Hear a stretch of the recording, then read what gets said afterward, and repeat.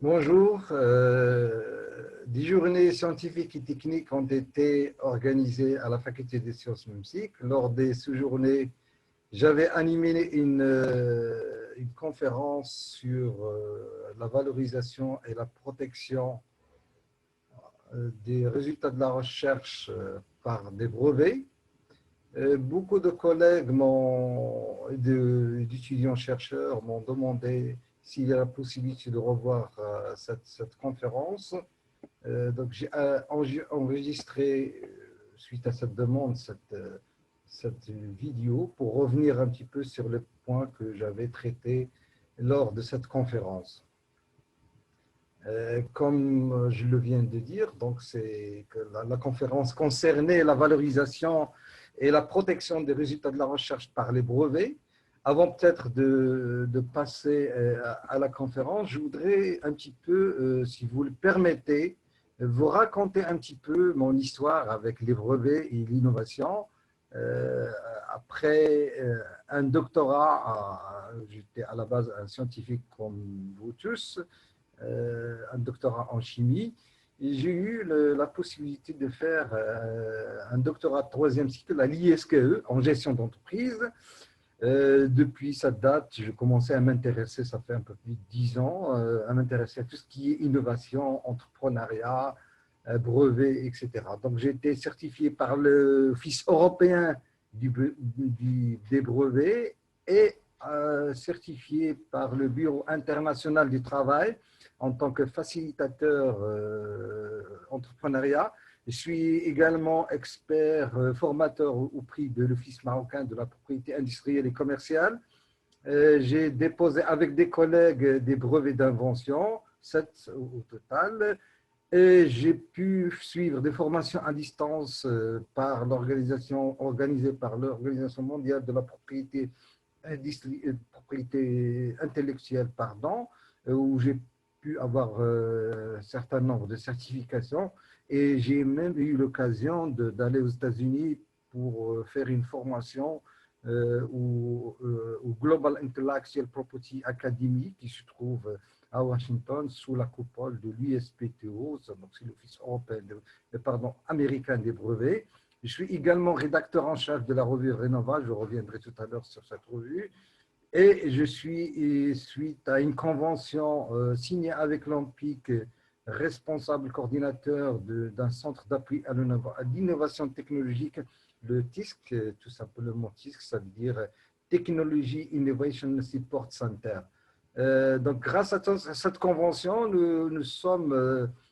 nous appartenons donc à un réseau de un peu plus de 53 points focaux à travers le pays. Nous avons l'avantage et le privilège d'être la seule faculté seule faculté des sciences appartenant à ce réseau au même titre que les universités, les grandes écoles d'ingénieurs, les centres de recherche tels que Massur, les universités privées, l'UM6, Ben Gurir, etc. Ce qui nous donne une visibilité au niveau national. Dans ce point focal, donc, nous donnons l'accès aux bases de données sur la littérature parmi les prestations de services qu'on peut rendre, donc à travers ce point focal. Donc, l'accès aux bases de données brevets. On peut faire de l'assistance en matière d'utilisation de ces bases de données et produire un état de la technique ou bien un état de l'art, un domaine spécifique. Chercher la nouveauté, la brevetabilité. On peut même assister à la rédaction de brevets. Aider et assister les chercheurs à travailler et utiliser la bibliographie brevet parce que malheureusement beaucoup de chercheurs se limitent à la littérature article et thèse, mais d'après les chiffres de l'Organisation mondiale de la propriété intellectuelle, 80% de l'information technologique se trouve dans les brevets et nulle part ailleurs, ni dans les articles, ni dans les thèses. Donc, 80%. Donc, quand on voit des chercheurs qui travaillent, par exemple, dans un domaine technologique tel que les nanoparticules ou bien les nanomatériaux, l'énergie photovoltaïque, le nucléaire, et tous les domaines technologiques, et qui ne font pas de référence brevet, et on peut dire qu'ils sont à côté de beaucoup de choses, à côté de 80% de l'information. Vous constatez que j'ai mis ici le logo de l'Organisation mondiale de la propriété intellectuelle. Comme je l'ai dit, je l'ai mentionné tout à l'heure, nous avons une convention avec l'OMPIC et à travers cette convention, l'Organisation mondiale met à notre disposition, à la disposition de nos doctorants et de nos enseignants la possibilité d'avoir des formations certifiantes à distance et diplômantes.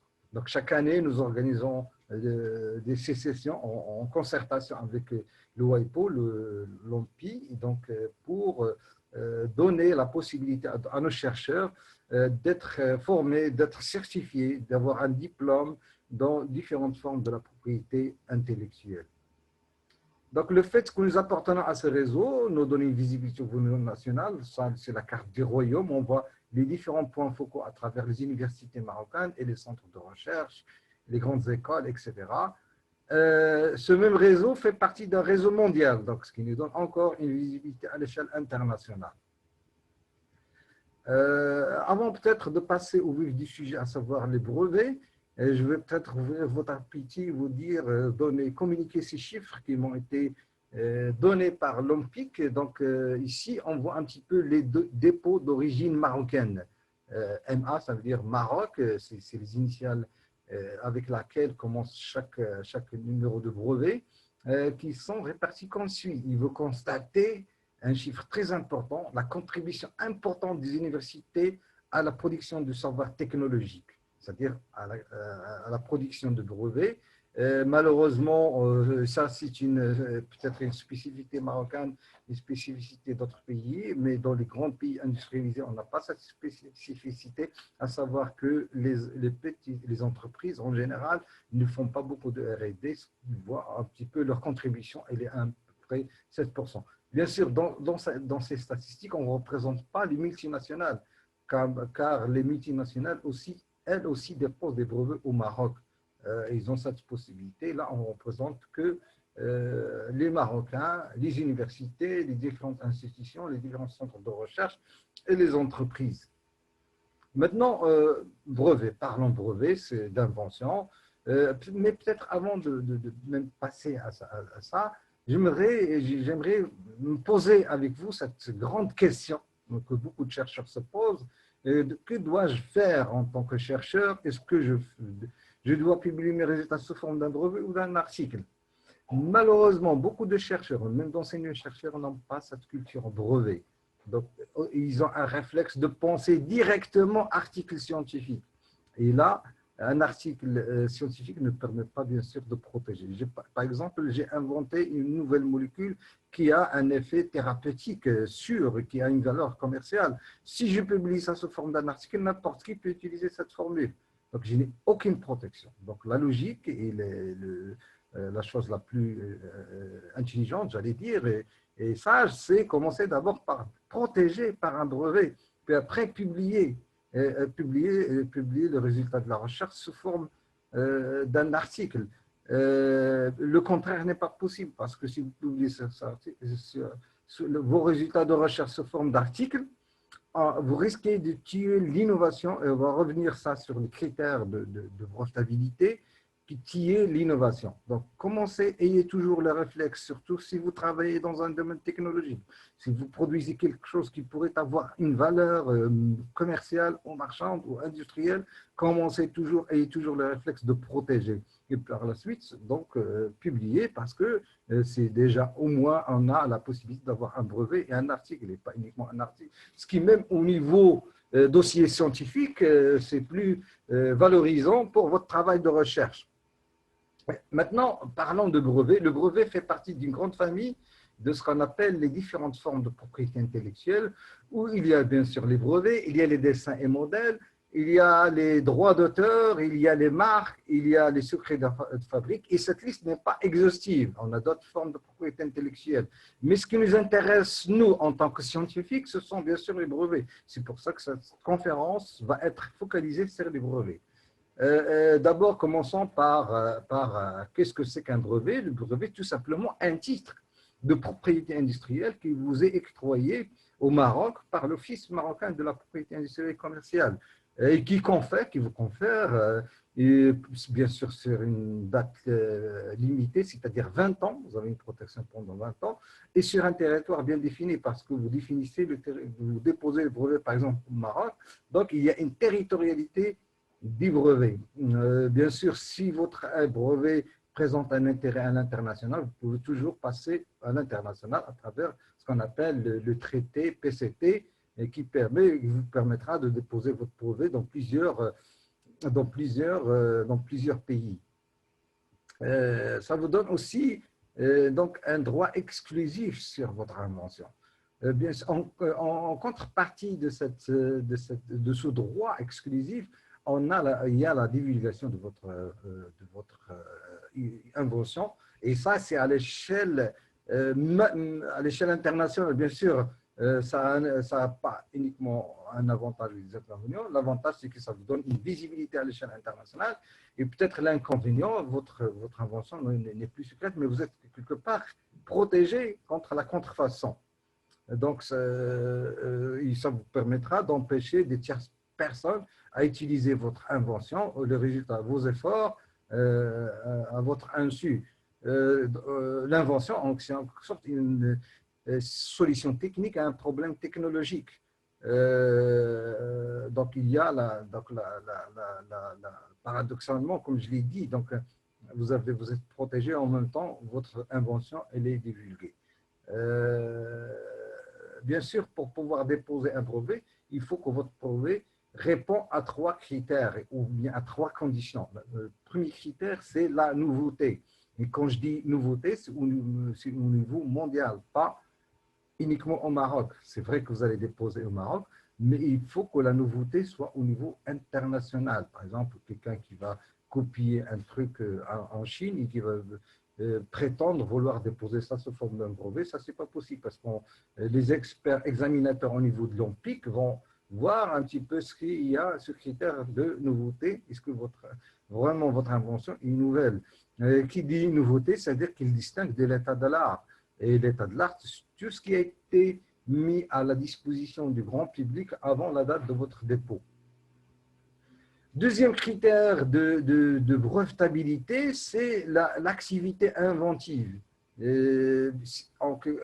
C'est-à-dire que votre invention ne doit pas découler d'une observation évidente et banale dans un laboratoire. Vous allez constater un certain phénomène parce que vous ajoutez telle quantité, ça donne automatiquement tel. Des résultats évidents pour un nombre de métiers, bien sûr, ne répond pas aux critères d'inventivité. Pour mieux expliciter, parce que c'est même un concept assez j'allais dire, compliqué à comprendre cette activité inventive, prenons par exemple 2 inventions. Quand vous associez des inventions, comme ça, bêtement, vous associez des inventions, ça ne vous donne pas droit à une nouvelle invention. Par exemple, quelqu'un qui avait pris le crayon, c'est une invention, la gomme, c'est une invention, et il les a associés tout simplement. On lui a refusé un brevet, parce que le fait d'associer sans bien sûr apporter quelque chose de nouveau par rapport au dispositif ou bien la façon d'associer les deux technologies, bien sûr, là, on n'a pas droit à un brevet. Donc, il faut que l'invention répond également aux critères d'inventivité. Le troisième critère pour déposer un brevet, il faut qu'il soit une application industrielle, c'est-à-dire qu'il répond à un problème technique, c'est-à-dire qu'il a une valeur commerciale, c'est-à-dire qu'il répond à un besoin. Par exemple, j'ai mis une molécule qui lutte contre la pollution dans les eaux marines. Là, ça a une valeur commerciale, il a une applicabilité industrielle. Il faut que vous montrez, même dans la rédaction de votre brevet, quelle est l'applicabilité de votre procédé ou de votre produit. Bien sûr, des méthodes de traitement chirurgical ou thérapeutique du corps humain que les médecins, des fois, arrivent vu la pratique de la médecine, par exemple, commencent à utiliser certaines méthodes. Ces méthodes, malheureusement, ne sont pas protégés par ce qu'on appelle les méthodes diagnostiques, ne sont pas protégés par des brevets. Bien sûr, ne sont pas considérés également comme des inventions les découvertes. Quelqu'un qui vient de découvrir une nouvelle planète, ou bien un biologiste qui vient de découvrir une nouvelle espèce d'un animal, ce n'est pas une invention, c'est simple qu'il a découvert quelque chose qui existait déjà. Mais si il a utilisé une méthodologie ou bien un instrument ou bien un appareil qui lui a permis pour la première fois d'observer ça, là, par contre, l'appareil peut être déposé en tant que brevet. Les créations esthétiques ne sont pas non plus protégées par des brevets parce qu'il y a une autre forme de propriété, ce qu'on appelle les dessins et modèles. De même que le programme d'ordinateur et les logiciels. Malheureusement, ni au Maroc ni en Europe, on ne peut pas les protéger par des brevets. Beaucoup de chercheurs dans le domaine informatique me posent la question. Aux États-Unis, si on peut déposer un brevet pour un logiciel ou une programmation ordinateur. Sauf bien sûr au Maroc, sauf ou en Europe, c'est aussi valable, si le logiciel permet de piloter une machine, par exemple. Là, on peut, une machine bien sûr nouvelle, une nouvelle machine, donc on peut déposer un brevet pour protéger la machine et le logiciel avec. Mais déposer le logiciel tout simplement tout court comme ça ne nous donne pas droit à un brevet. Bien sûr, il y a des exceptions à la brevetabilité. Par exemple, des brevets qui vont essayer de protéger quelque chose qui contre à l'ordre public, ou bien à l'ordre moral, ou bien aux mœurs. Les obtentions végétales également. Pourquoi les obtentions végétales? Parce qu'il y a une autre forme de propriété intellectuelle qui permet de protéger les obtentions végétales. Que veut dire par les obtentions végétales? Par exemple, quelqu'un qui travaille dans le domaine de la technologie et qui, là, par des croisements de chromosomiques ou bien des manipulations, a pu créer une nouvelle espèce, par exemple, de fleurs ou un nouveau produit qui n'existait pas. Dans ce cas, il ne peut pas la protéger par un brevet, mais par ce qu'on appelle des obtentions végétales. Là, bien sûr, pour pouvoir, donc on passe maintenant à la procédure de dépôt de la demande de brevet. Donc, il faut, il y a un article de loi qui régit cette procédure de dépôt d'un brevet. Commencer par d'abord remplir le formulaire B1 qu'on peut télécharger sur le site de l'OMPIC. Puis, on rédige un brevet. Comment on le rédige? Donc, on commence d'abord par un titre, à donner un titre à notre brevet, une description de l'invention, une ou plusieurs revendications. Je te donnerai tout à l'heure un exemple d'un brevet rédigé. L'abrégé du contenu technique de l'invention ou de la création des dessins nécessaires, bien sûr, si j'ai mis du dessin pour mieux expliciter mon invention, je peux les ajouter, etc. Il y a d'autres documents, on ne va pas trop s'attarder là-dessus.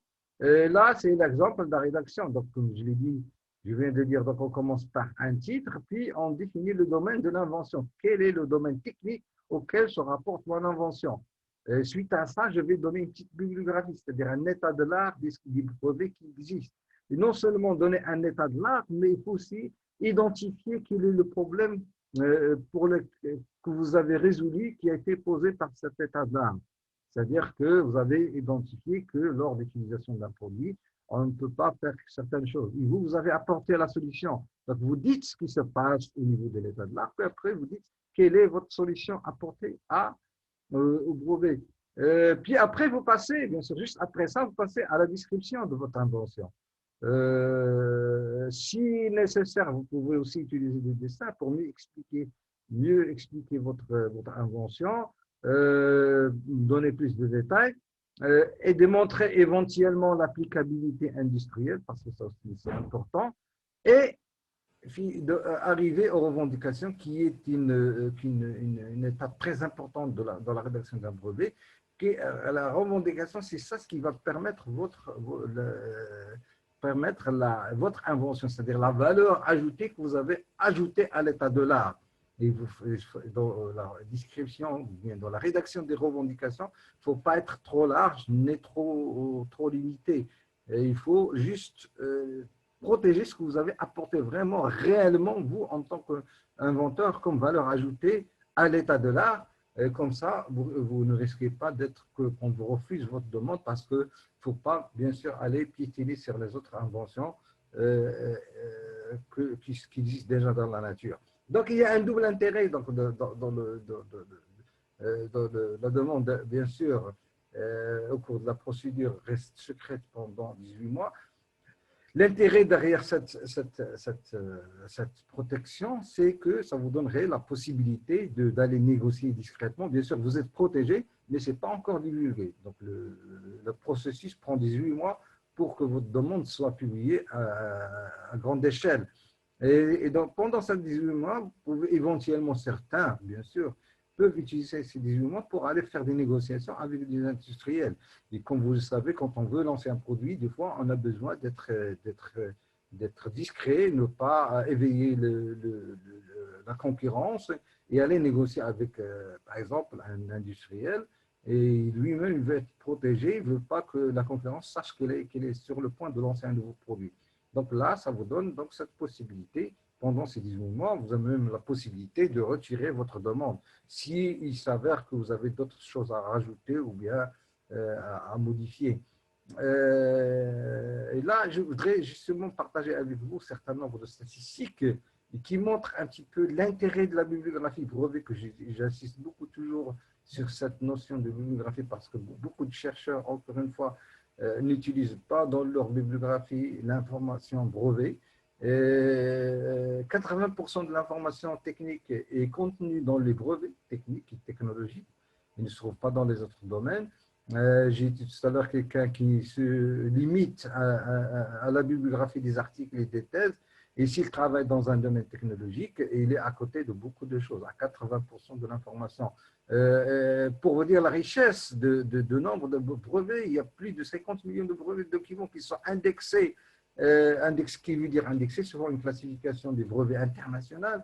Donc, cette indexation permet l'accès facile. Donc, quand on a des brevets qui sont indexés, on peut y accéder facilement. Encore faut-il bien chercher dans les bases de données brevets telles que ESPACEnet, PatentScoop ou bien Google Patent, où il y a même d'autres bases de données qui sont payantes. L'intérêt avec un brevet, bien sûr, vous pouvez télécharger tous les brevets possibles. Encore faut-il les trouver, bien sûr. Mais une fois trouvé, vous pouvez les télécharger. Et on ne va pas vous demander de payer pour avoir un brevet. Ce n'est pas le cas de tous les articles scientifiques. Certains articles, pour pouvoir les télécharger, vous avez besoin de payer.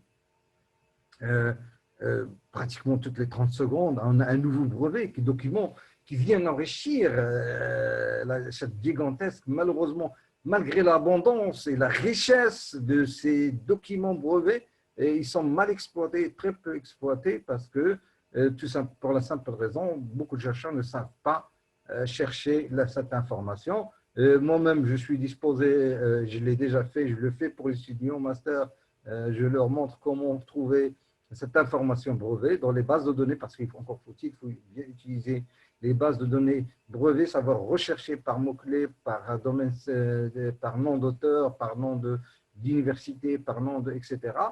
Et trouver la bonne information adéquate et qui cadre avec votre recherche.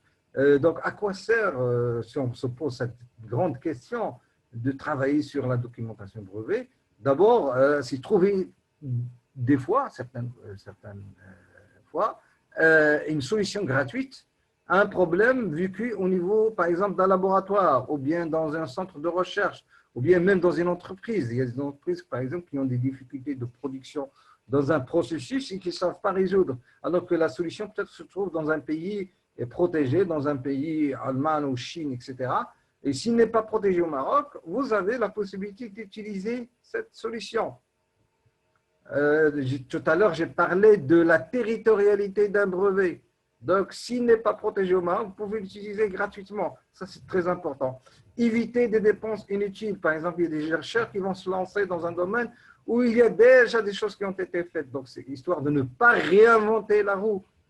Imiter pour innover. Quand je travaille sur le brevet, donc je peux imiter, c'est-à-dire voir ce qui se passe, ce qu'ils font.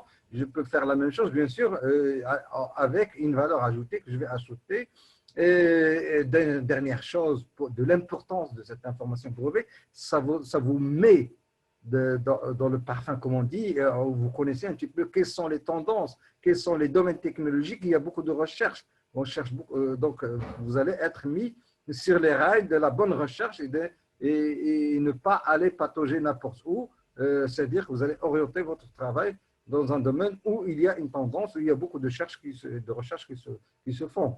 Et bien sûr, je continue à argumenter sur l'intérêt des brevets. Il a un double intérêt. Intérêt privé, vous avez bien sûr, comme je l'ai dit tout à l'heure, le droit d'interdire les autres. Vous avez la possibilité en cours de cette période de protection, de la possibilité d'amortir ce que vous avez investi en recherche et développement. Vous avez la possibilité d'exploiter vous-même directement votre invention sous forme de spin-off ou start-up, ou bien céder ces droits à une entreprise qui existe déjà, ce qu'on appelle une licence ou bien une cession de brevet. Cette cession peut être partielle ou totale. Et éventuellement, si quelqu'un essaie de copier votre invention, vous avez toujours un droit de recours, c'est-à-dire vous avez une action contrefaçon et comme preuve, vous allez sortir votre brevet. Sur le plan intérêt public, donc un enrichissement du patrimoine technologique, donc on développe le rôle des brevets à travers l'histoire, on permet de développer, s'il n'y avait pas de brevets, on n'aurait pas au développement technologique que nous vivons actuellement. Et de même, quand on met à la disposition, on diffuse la culture technologique, du savoir technologique, et qu'on met à la disposition de l'humanité. Et donc, ça, c'est très important pour la dynamique de l'évolution technologique à l'échelle locale ou même à l'échelle internationale. Le système brevet dans sa totalité permet de valoriser la recherche scientifique parce que quand on nous protège par des brevets, en quelque sorte une forme de valorisation en attendant bien sûr le transfert. C'est le seul outil sûr et certain et sécurisé pour pouvoir passer du laboratoire vers l'entreprise. Encourager l'innovation technologique, ça aide parce que vous savez que vous êtes pertinemment protégé, vous allez investir et vous allez investir en termes de temps, de ressources humaines, matérielles pour faire de la recherche et sachant pertinemment que le résultat de recherche seront toujours protégés contre la contrefaçon. Encourager bien sûr la diffusion de l'information technologique et éventuellement, parce que vous êtes à un brevet, vous allez le mettre à la vente si ça vous intéresse. Donc, ce qui va faciliter votre négociation et le transfert technologique du laboratoire vers l'entreprise. Ce qu'il faut faire, ne pas faire quand vous avez une idée de déposer un brevet, c'est-à-dire qu'il ne faut pas faire de publication avant la date de dépôt. Pas de conférence, pas de congrès, concernant bien sûr l'invention, pas de vente de produits encore parce que si vous vendez un produit qui était basé sur votre technologie, et il y a toujours la concurrence qui peut utiliser ce qu'on appelle le reverse engineering et remonter à votre invention et peut-être éventuellement la protéger avant vous. Pas de médias, etc. Pas de négociation sauf sous couvert de ce qu'on appelle d'un accord de confidentialité. Et bien sûr, allez déposer rapidement votre brevet pour être sûr d'être protégé. Les droits, bien sûr, naissent du contenu de la demande de votre brevet. Quand vous rédigez un brevet, nécessite une description complète pour qu'un homme de métier puisse facilement reproduire ce que vous avez fait, et apporter des dessins, on l'a déjà dit, et rédiger des revendications qui vont définir la portée du monopole attaché au brevet en cas de contrefaçon. Bien sûr, les revendications, comme je l'ai expliqué, existent indépendamment. La validité de chaque revendication est considérée séparément. C'est ce qui est fait traiter au niveau d'un examinateur, au niveau de l'office des brevets.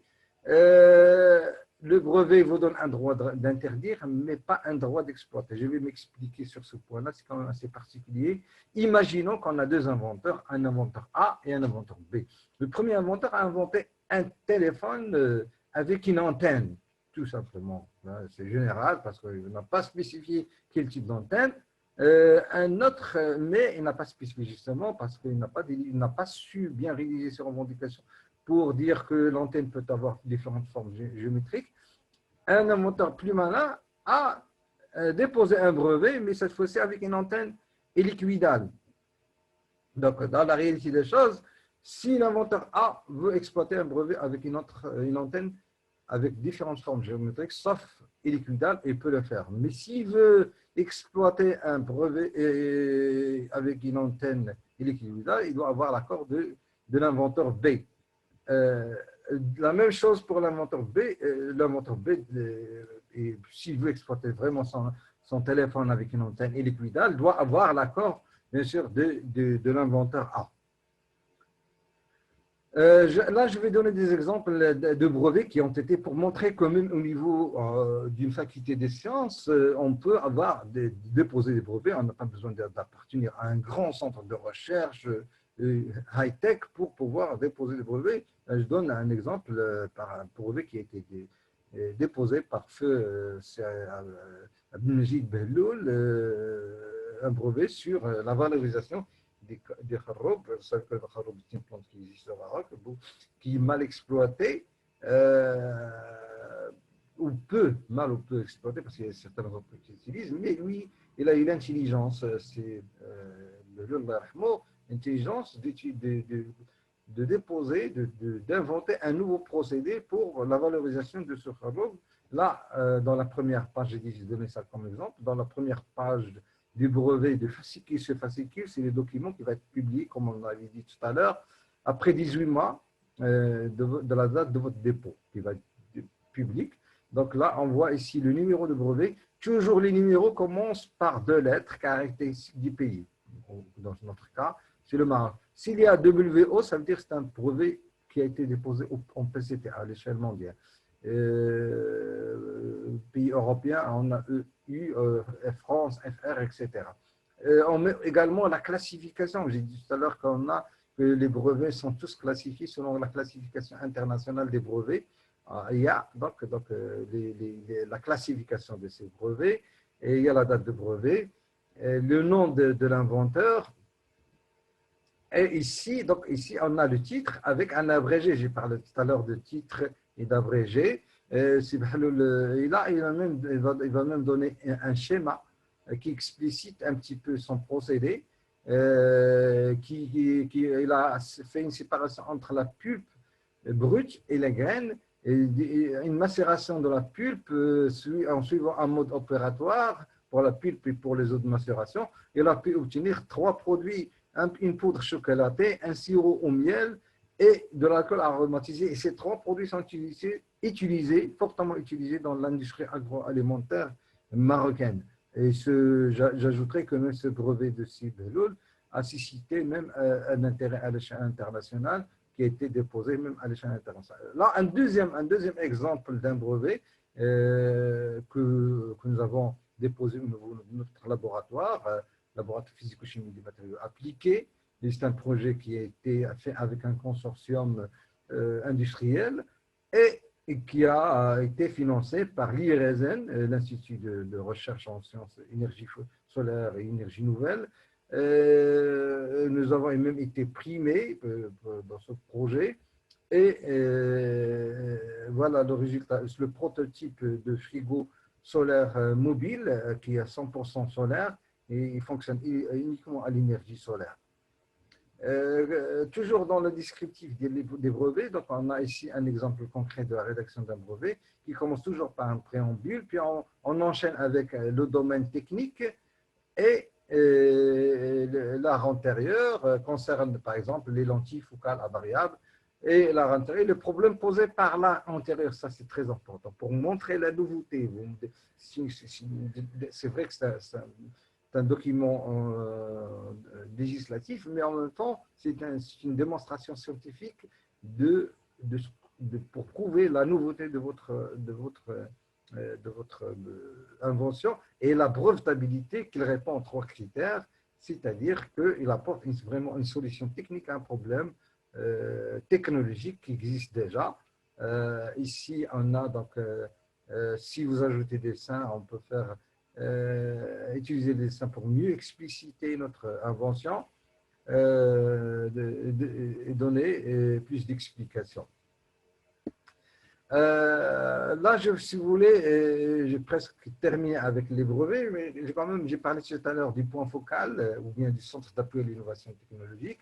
Et nous avons fait beaucoup de choses depuis sa création. Donc, nous avons assisté beaucoup de chercheurs à la rédaction du brevet, des journées que nous avons organisées sur les sous-outils de recherche.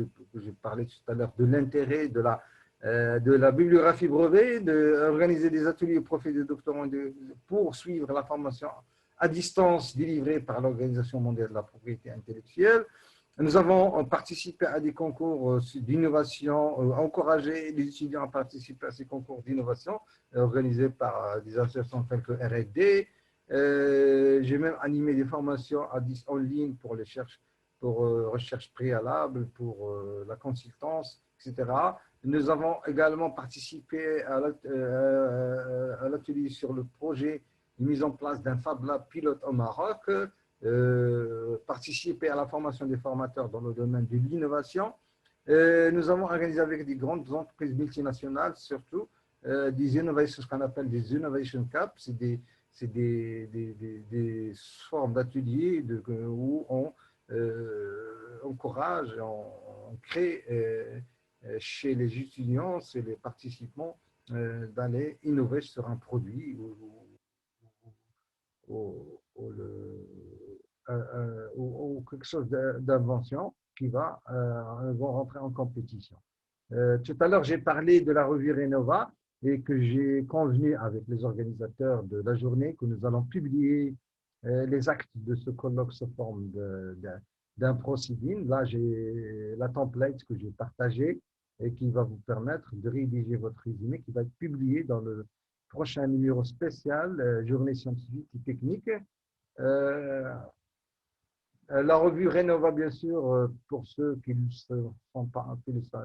savent pas encore, il a été reconnu par le CNRSP, hébergé par l'IMIS avec un numéro d'ISSN qui s'intéresse bien sûr aux travaux de recherche scientifique et technique innovants, des travaux qui ont pu être déposés en tant que brevet. Ils apportent même de la recherche, des travaux de recherche en pédagogie à valeur entrepreneuriale. Et tout ce qui est solution technologique peut être publié sous forme d'un article dans cette revue. Là, ce sont des événements scientifiques que nous avons organisés dans le cadre de ce centre d'appui à l'innovation technologique à la faculté des sciences de Munich. Nous avons reçu beaucoup de monde. Nous avons même essayé d'encourager, de donner des exemples à nos étudiants. Nous avons invité des personnalités du monde socio-économique. Ici, on a à l'image Siami Benabjidil, c'est lui qui a été le premier à relever le défi de l'escalade de l'Himalaya, le premier Marocain, bien sûr, que nous avons invité, qu'il a animé avec les étudiants des séances de coaching. Ici, des images des innovations camp que nous avons organisées avec le société IBM en partenariat avec Injaz Maghrib, la société Le Sieur Cristal également. Là, des exemples de projets qui ont été développés par nos étudiants, par exemple un sac ici solaire, des produits, etc. Et je vous remercie pour votre attention. Merci et à la prochaine, bien sûr, vidéo